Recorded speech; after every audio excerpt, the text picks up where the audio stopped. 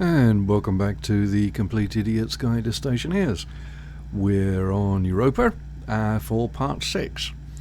Not going to be a huge episode, just going to go over some of the changes I've made or enhancements I've made to the base since the last episode. As you can see, I've put in the tier 2 upgrades for all of the printers. I've added a little bit of logic to our weather warning.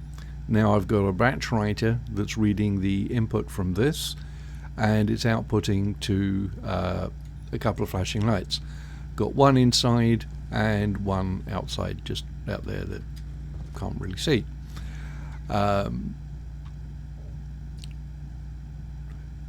certain whether I've mentioned this before, but when the logic reader, or when the weather station detects that there's a storm coming in, the variable next weather event time gives a countdown in seconds. The batch writer, or a logic writer indeed, and many other things, don't care if a number is greater than 1.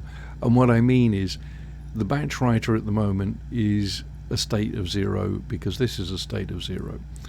When the next storm is detected, it will give you a number of like 330 or something, whatever the number of seconds is. This will just equate that to a 1 because it's not a 0. It's greater than 0, therefore it's 1. So you don't need to pass any weird and wonderful math in order to get it down to a 1. That's common across logic chips, pretty much everywhere. I have tidied up, I have compacted things a little. So I have my oxygen filtration. This is just pulling stuff out of the base. There are 2 vents, one here, one on the other side. And it puts it into this pipe section. Let's see, get my Atmo analyzer cartridge in there. So I've got 30 megapascals in here right now. You'll notice the number is not going up even though it's powered on. That's because I've got some logic which I'll show you in a second. I've just got a basic pressure regulator feeding into a large storage tank and filling up some smart gas canisters. This is obviously breathing gas, it's room temperature, and it just minimizes the number of oxygen bottle changes you have to do. Now I mentioned there's some logic to it. That's hidden around here. You may notice I kind of like the small cramped style of bases. It's just, I don't know, art imitating life. So it's reading from the filtration system, the oxygen. It's reading the pressure output. Pressure output is the pressure on this pipe. So that's what it's reading. Filtration oxygen, it's reading this. I have a memory value set to 30,000. That's 30 megapascals. In fact, I want to change that to 40. So right now, just to give a demonstration, you'll notice the pressure is not going up even though it's turned on, and the pressure in the room is 74.1. So we should see things change. If I change this to 40,000. Actually, before I even do that, let's just go through the logic. Turn that off. So it's reading the variable. This is looking at the filtration, like the logic reader for the filtration, which is this one. It's seeing if it is less than whatever the memory is. So right now it's not less, so it stores a 0, and the logic writer is taking, or is looking at the output of the compare unit. It's outputting it to the filtration, and it's setting the mode. not on. That's important if you're going to be doing this. So this is 0, so it's not doing anything. So we'll change this to 40,000. That'll be 40 megapascals. Now this is a 1. This is a 1. Doesn't look any different. But you'll see the pressure is beginning to go up. That's because the mode on the device is set to 1. That means it's actually operational. Reason for that being is you do have an IC chip code in there, as you can see. I'm not using it. You can have IC code running it, but if the unit is turned off, the code on the chip will not or cannot run. That's why you now have a separate on function versus the mode. Mode 0 means it's powered on but it's not working. Mode 1 means it's actually working and it's actively pumping air out. Okay, so that's that bit. What other changes? Yeah, I put in some furniture. Really you only need one bench, but they give you 2, so I put them down, different designs, just because reasons. Put in the fridge so my food lasts a little bit longer. And speaking of food, we have rudimentary greenhouse. I haven't separated it at all. It's just using, it's out in the main base atmosphere. Means you have to be a little bit careful when you're doing stuff, but I have printed up the arc welder, so that reduces the amount of toxins.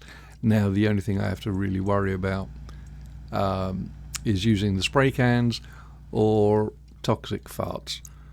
And yeah, my wife will attest to the fact that mine are vicious. Okay, so in the room we've got 32.4 Celsius. That's a little on the warm side.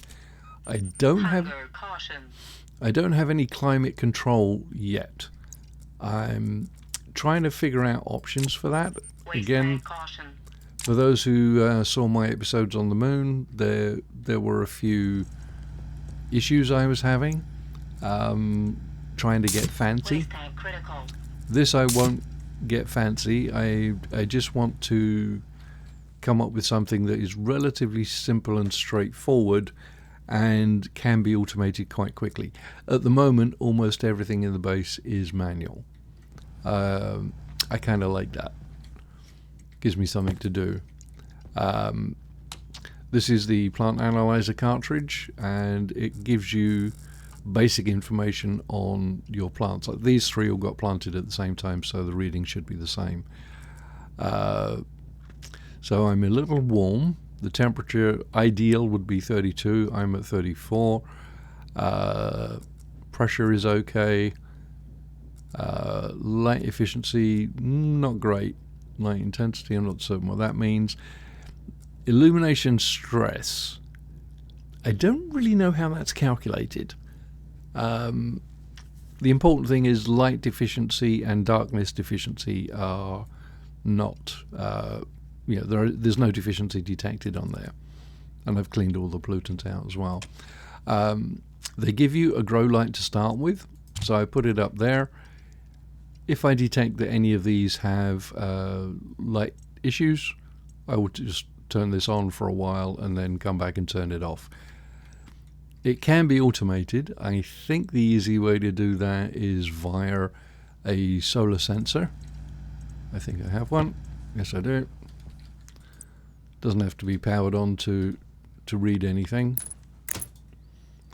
So depending on which orientation you use, you're going to get variations on the vertical reading. Vertical would probably be the one to use for this. I don't know. You could set up logic to say, okay, when one of the variables is between value A and value B, then turn the light on. I just haven't sat here still long enough to go through that to figure out which sets of variables I want to use. So at the moment, it's just manual. It's worked okay. I've grown a few potatoes and some rice. You don't really need a lot of food. One baked potato a day is usually more than enough to keep you going. Okay, now let's close the helmet, go outside. Oh, I added a locker in here. I've also printed the pneumatic mining drill. Haven't taken it out for a run yet. I will do so at some point. I may even record it for you. I've had to do a lot of mining. Searching for... I had the biggest problem finding lead and silver. That was a major problem. Okay, so what I've got here is, again, once I got the tier 2, you're able to print the turbo pump. I like this because you can change direction. So I've got the waste gas being stored up in this tank up here, and that's at almost 700 degrees. You could actually do some smelting with that. It's got a little bit of oxygen, not too worried about that. The nitrous oxide I will get rid of because it's a problem, especially on Europa, freezing and doing stuff. But yeah, I will get rid of that. Nitrogen probably get rid of. The pollutants, the CO2 and the oxygen, I may do something to actually store them. But for the moment, I'm just taking whatever that gas is and I'm filling this thing up so that can give me fuel for the pneumatic welder. Could also use it for your jetpack. I may actually put a second thing on here so I can have 2 smart canisters holding that. At some point I will expand out here a bit more gas processing. Things to do, it's quite a bit. I haven't started the trading yet. I'd like to get some of the super alloys, which means I need an advanced furnace. The advanced furnace means you really do need, or it works a lot better if you have ready-made fuel source. So I need some way of storing hydrogen and oxygen and mixing them into a stable fuel. That also feeds into running the deep miner. I haven't played with the combustion centrifuge at all yet, so that will be interesting. Also added a couple more wind turbines, the big ones. Again, they become available with the tier 2 electronics printer. Redid a little bit of the wiring, and I put in the fixed beacon because the number of times I went out and forgot to turn the beacon on or had some sort of power catastrophe in the base, which meant that the beacon went off. The battery lost its power. Yeah, I'm stupid that way. Hence the complete idiot. You can also tell I've added some lights to the base, but it doesn't help seeing it from any distance. Everything pops out of visual range fairly quickly. There. Can't see it at all. How far away are we?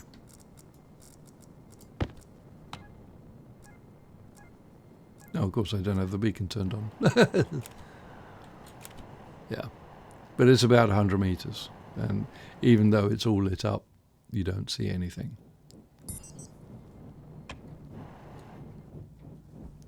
Oh, and this is, in case you haven't seen it, this is the advanced tablet. When you click on it, you can have 2 cartridges in there. I have the GPS cartridge for the times when I forget where I am, or I forget to turn the beacon on and I need to find my way home. This has saved my bacon multiple times. GPS cartridge, to be honest, should be one of the first things you print off the electronics printer. When you're mining at night, and especially now with a reduced render distance, you really, it can save your bacon. Okay, so that's all the changes. I'm not going to do anything at this point because I do need to go mining again. You can see I've got a load of, I did actually find some lead. I've got coal, I've got a little bit of nickel. Really need to get some more. I always need iron and copper. Well, I pretty much need everything. So I won't record the mining, as, to be honest, it gets a little bit boring after a while. I just need to figure out how to use a video editor, and maybe I'll put yakety sax as a background for it and speed it up to make it watchable. Okay, thanks for watching. Any questions or comments, feel free to leave a comment, like, subscribe, all that good stuff. I will catch you next time. 54 Bear, out.